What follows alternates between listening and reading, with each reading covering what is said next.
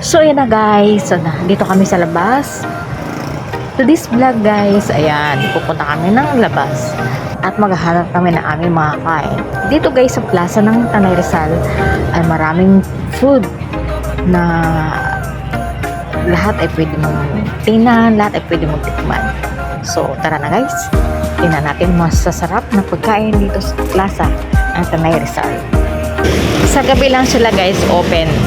So, maganda naman sa gabi at hindi mainit. Ayan po guys. Ang dami masasarap. Kaya kung gusto nyo guys, labas-labas din pag may time. Para makita mo iba't ibang klaseng pagkain. At ayan, ang Singaporean burger. Yan po, ang bagong menu ng burger ngayon.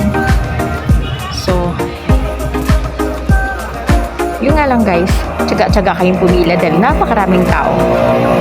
First day nga, kaya sulit naman guys. Lahat yan, masarap yan guys. Ayan, Pasko na talaga. Kailangan natin ng puto bumbum. Sarap yan guys. Puto bumbum. So ayan guys, ang tagal ang pila ko dyan.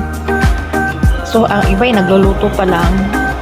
So kung ayaw naman dyan guys, lipat din kayo sa kabila. Ayan. Meron din sa kabila nga mga fried noodles at shawarma.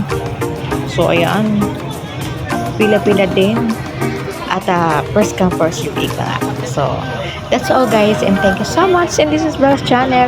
Enjoy sa ating pag-vlog at enjoy din sa pamimili ng mga pagkain sa labas. So bye bye now, see you next vlog, bye bye.